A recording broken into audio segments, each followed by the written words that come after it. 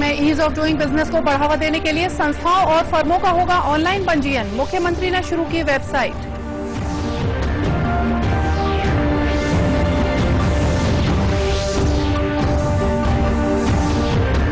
माओवादियों के नए ठिकानों के मद्देनजर पुलिस ने बनाई नई रणनीति। डीजी नक्सल ऑपरेशन ने ली बैठक।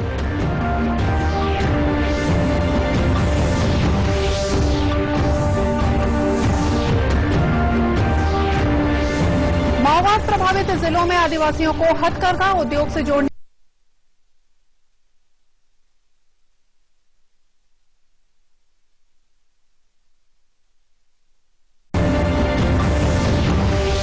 और प्रदेश में भी 10 अगस्त को कृमि मुक्ति दिवस के मौके पर बच्चों को दी जाएगी दवा।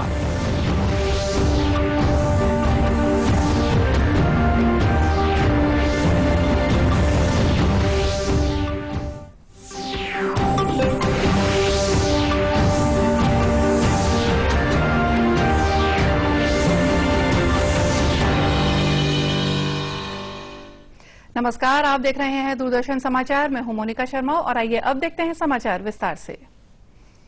प्रदेश में ईज ऑफ डूइंग बिजनेस को बढ़ावा देने के लिए उद्योग विभाग ने अब संस्थाओं और फर्मों के पंजीयन की ऑनलाइन सुविधा शुरू कर दी है। मुख्यमंत्री डॉक्टर रमन सिंह ने आज मंत्रालय में उद्योग विभाग की बैठक में रजिस्ट्रार फर्म्स और संस्थाएं नाम की वेबसाइट का शुभारंभ किया। इस वेबसाइट में संस्थाओं और फर्म्स को ऑनलाइन पंजीयन करने की सुविधाएं दी गई हैं। यह सुविधा शुरू हो जाने से अब लोगों को अपनी संस्थाओं और फर्म का पंजीयन कराने के लिए सरकारी दफ्तरों के चक्कर नहीं काटने पड़ेंगे। ईज ऑफ डूइंग बिजनेस सरकार की नई उद्योग नीति का हिस्सा है। राजनांदगांव और मध्य प्रदेश की सीमा पर 2 दिन पहले माओवादियों के साथ हुई मुठभेड़ में 2 जवानों के शहीद होने के बाद पुलिस अब नई रणनीति बना रही है ताकि माओवादियों को मुंहतोड़ जवाब दिया जा सके। इसी सिलसिले में डीजी नक्सल ऑपरेशन डीएम अवस्थी ने आज राजनांदगांव पहुंचकर जिले के पुलिस अधिकारियों की एक बैठक ली। इस बैठक में माओवादियों के नए कॉरिडोर को देखते हुए पुलिस द्वारा नई रणनीति बनाने पर चर्चा हुई। बाद में पत्रकारों से बात करते हुए डीएम अवस्थी ने बताया कि पुलिस माओवादियों को मुंहतोड़ जवाब देने के लिए तैयार है। साथ ही पुलिस अब माओवादियों के खिलाफ सर्चिंग प्रणाली में भी बदलाव ला रही है।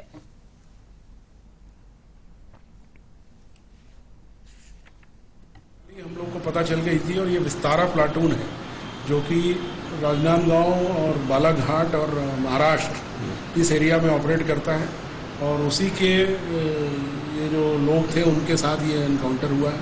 पिछले दिनों ही राजनांदगांव पुलिस ने गंडई में 2 इनके मेंबरों को मारा था और उसका बड़ा अच्छा प्रभाव पड़ा था। पिछले 2 महीने में जो राजनांदगांव ने ऑपरेशंस किए हैं, बल्कि ये मैं कहूँगा कि मार्च से लेकर अब तक बहुत सफलतापूर्वक किए।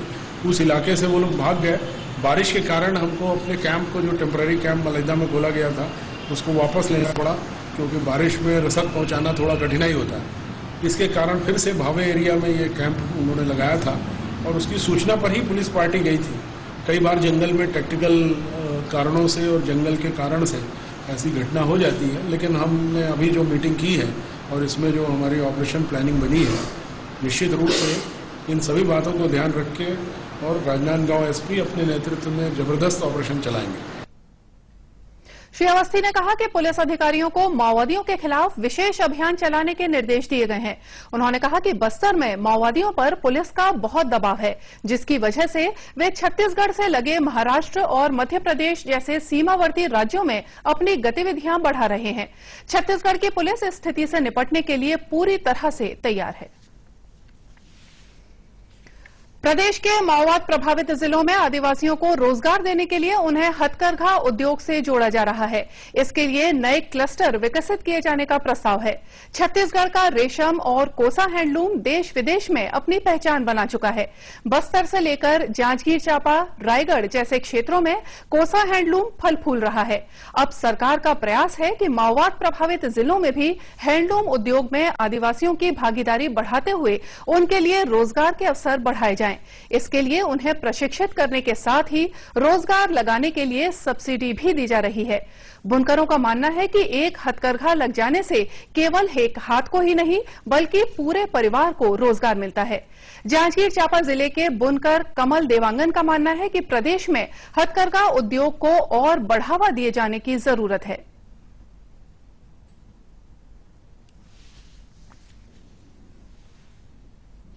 काफी मात्रा में एक करघा लगने से केवल एक व्यक्ति नहीं पूरे परिवार उसमें संलग्न होता है और पूरे परिवार उससे लाभान्वित होते हैं। हाथ करघा संघ को प्रोत्साहित करना, खास करके अभी जब राष्ट्रीय हाथ करघा घोषित हुआ उसमें देश भर में एक जागरूकता का माहौल बुनकरों को आया है।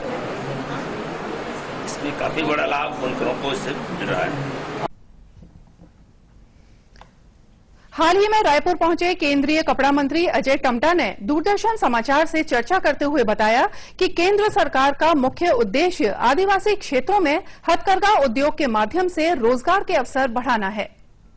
माननीय प्रधानमंत्री जी के नेतृत्व में जो कि जहां की ट्राइबल क्षेत्र है, उस ट्राइबल क्षेत्र में अधिकतम लोगों को रोजगार मिले, लोग सब रोजगार से जुड़े, अपनी आय इनकम कर सकें। इसके लिए हम नए समूह को बना करके नए समूह को 90% सब्सिडी देने के साथ साथ सीएफसी के माध्यम से उन सभी योजनाओं को जोड़ने का काम हम कर रहे हैं। हमारे अधिकारियों ने बताया कि हमारे कुछ क्लस्टरों में कोई टेक्निकल दिक्कत आई है, पुनः उनको हम शुरू करेंगे। वहाँ के माहौल को और अच्छा बना करके उनको भी हम काम करने का शुरू करेंगे। इसलिए और अनुसूचित जाति के वीवर भी अगर मुझे देखने को मिले हैं कि मेरे राज्य के अंदर यहाँ अनुसूचित जाति के परिवार से संबंधित अधिकतम वीवर है और उनके लिए जो हमारी योजना है 75% सब्सिडी की, उस सब्सिडी की योजना के माध्यम से भी हम और अधिक लोगों को रोजगार और कुशल बनाने का काम करेंगे। मेरे को जानकर और भी अति प्रसन्नता हुई है कि देश के कई स्थानों में, करीब 9 स्थानों में हमारे मार्केटिंग के लिए हमारे डिपार्टमेंट छत्तीसगढ़ सरकार ने मार्केटिंग करने के लिए अच्छी जगहों में, महंगे स्थानों में जो है जगह ले करके यहाँ के उत्पादन को मार्केट करते हैं। उसके माध्यम से देश विदेश में यहाँ का बनी चीजें जाती हैं और जिसमें हैंडीक्राफ्ट्स की बनी चीजें हैं, चाहे हैंडलूम की बनी चीजें हैं, ये अपने आप में अच्छा काम है। प्रदेश के माओवाद प्रभावित जिलों में आदिवासियों को रेशम की खेती से भी जोड़ा जा रहा है। कल तक मजदूरी और परंपरागत खेती से अपना घर चलाने वाले आदिवासियों का जीवन स्तर रेशम की खेती से बदल रहा है और वे परिवार का पालन पोषण अच्छे से कर पा रहे हैं। आदिवासियों को कोसा सिल्क से जुड़े कार्यों में रोजगार के अवसर बढ़ाने के लिए सरकारी स्तर पर भी मदद मिल रही है। आज हजारों परिवार इस कार्य से जुड़ गए हैं। खबरों का सिलसिला आगे भी जारी रखेंगे। फिलहाल लेते हैं एक छोटा सा ब्रेक।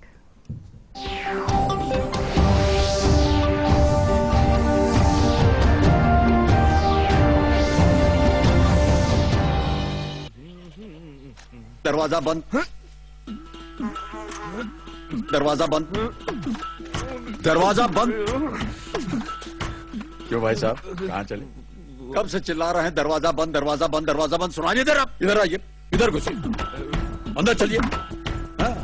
अरे खुले में शौच जाइएगा तो बीमारी खुल के फैलेगी। दरवाजा बंद तो बीमारी बंद। ठीक कह रहे हैं ना? शौचालय का उपयोग कीजिए और भारत को स्वच्छ बनाइए। साबुन से हाथ धो लीजिएगा। सही नहीं है। ये अभी भी खुले में शौच गलत है। हाँ? गलत है। जब मिलकर बोलेगी नारी तो सुनेगी दुनिया सारी। जब मिलकर बोलेगी नारी सुनेगी दुनिया सारी। दरवाजा बंद तो बीमारी बंद। तुम अपना दिमाग लड़ाओगी, लुटे वालों को समझाओगी, शौचालय का रास्ता दिखाओगी। दरवाजा बंद तो बीमारी बंद। आप भी शौचालय का उपयोग कीजिए और भारत को स्वच्छ बनाइए। मैडम क्योंकि दरवाजा बंद तो बीमारी बंद।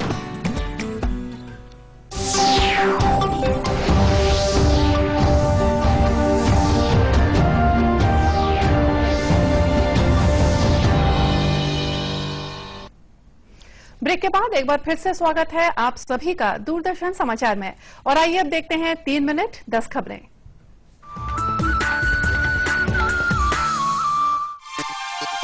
सरकार ने कहा है कि नोटबंदी और ऑपरेशन क्लीन मनी की वजह से इस वर्ष आयकर रिटर्न दाखिल करने वालों की संख्या में 25% की बढ़ोतरी हुई है।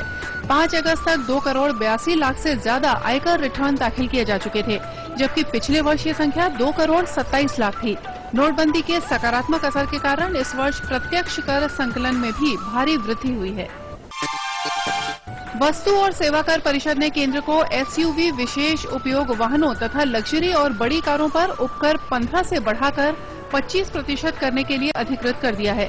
वित्त मंत्रालय ने कहा है कि परिषद ने शनिवार को इस मुद्दे पर विचार किया कि जीएसटी लागू होने के बाद मोटर गाड़ियों पर कर में कमी आई है। केंद्रीय ग्रामीण और शहरी विकास मंत्री नरेंद्र सिंह तोमर ने नई दिल्ली में ग्रामीण क्षेत्रों की स्वच्छता पर एक सर्वेक्षण रिपोर्ट जारी की। श्री तोमर ने कहा कि ग्रामीण क्षेत्र में स्वच्छ भारत मिशन में काफी तेजी से काम करना शुरू किया है। उन्होंने कहा कि सरकार की पहली प्राथमिकता अक्टूबर 2019 तक पूरे देश को खुले में शौच की कुरीति से मुक्त करना है। पवित्र छड़ी मुबारक के पहुंचने के साथ ही जम्मू कश्मीर में करीब 40 दिन तक चली अमरनाथ यात्रा कल संपन्न हो गई। इस मौके पर पवित्र गुफा में विशेष पूजा और अन्य धार्मिक अनुष्ठान किए गए। इस बार अमरनाथ यात्रा के दौरान करीब 2.5 लाख श्रद्धालुओं ने हिमलिंग के दर्शन किए। नारायणपुर जिले में सुरक्षा बलों को 2 माओवादियों को गिरफ्तार करने में सफलता मिली है। मुखबिर की सूचना के आधार पर जिला पुलिस बल और छत्तीसगढ़ सशस्त्र बल की संयुक्त टीम ने ताड़ूनार गांव की घेराबंदी कर इन्हें गिरफ्तार किया है। इनके पास से 2 भरमार बंदूक, बैनर, पोस्टर और नक्सली साहित्य भी बरामद किए गए हैं। वेतन बढ़ाने सहित विभिन्न मांगों को लेकर मितानिनों ने राजधानी रायपुर में अपनी हड़ताल आज भी जारी रखी। मितानिन संघ के बैनर तले प्रदेश की हजारों मितानिनें बीती 1 अगस्त से हड़ताल कर रही हैं। वे मितानिनों को शासकीय सेवक घोषित करने, प्रोत्साहन राशि एकमुश्त देने और 50% बोनस देने की मांग कर रही हैं। सूरजपुर जिले के विश्रामपुर में एक बस के पलट जाने से 6 यात्री घायल हो गए हैं, जिनमें से 2 की हालत गंभीर बताई जा रही है। घायलों को इलाज के लिए विश्रामपुर के सामुदायिक अस्पताल में दाखिल कराया गया है। ये बस अंबिकापुर से सूरजपुर आ रही थी, तभी विश्रामपुर के पास अनियंत्रित होकर पलट गई। सूरजपुर जिले में कोल्हुआ गांव में मलेरिया बुखार से आज एक और बच्ची की मौत हो गई। ये बच्ची गांव में स्वास्थ्य विभाग द्वारा लगाए गए स्थायी कैंप में भर्ती थी। गांव में अब तक 15 लोगों की मौत मलेरिया से हो गई है। कोल्हुआ गांव में स्वास्थ्य विभाग द्वारा स्थायी कैंप लगाकर लोगों का इलाज किया जा रहा है। जशपुर नगर में नशे की हालत में हथियार के साथ लोगों को डराने धमकाने के आरोप में पुलिस ने 2 युवकों को गिरफ्तार किया है। पूछताछ में इन आरोपियों ने शहर में चोरी की विभिन्न घटनाओं को अंजाम देने की बात स्वीकार की। आरोपियों के पास से पुलिस ने 2 मोटरसाइकिल और 1 तलवार जब्त की है। जांजगीर चांपा जिले के डभरा ग्राम पंचायत में सीईओ के फर्जी हस्ताक्षर से 29 लाख रुपए गबन करने का मामला सामने आया है। इस मामले में करारोपण अधिकारी और लिपिक को आरोपी बनाया गया है। मामला उजागर होने के बाद जनपद पंचायत के सीईओ ने आरोपियों के खिलाफ एफआईआर दर्ज कराने के लिए थाने में आवेदन दिया है।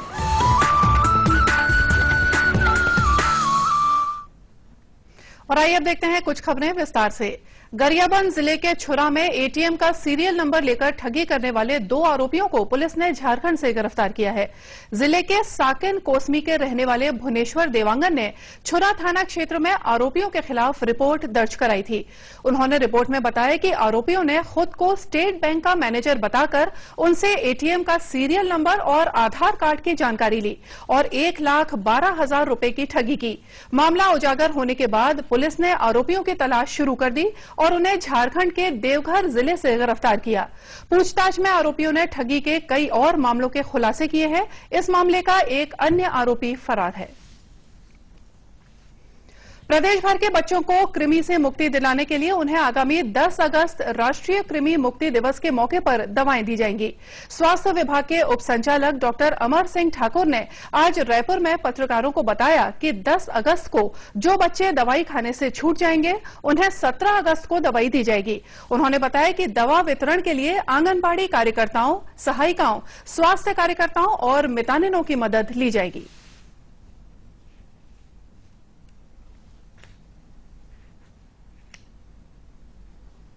1 करोड़ 10 लाख बच्चों को एल्बेंडाजॉल टेबलेट का सेवन कराएंगे।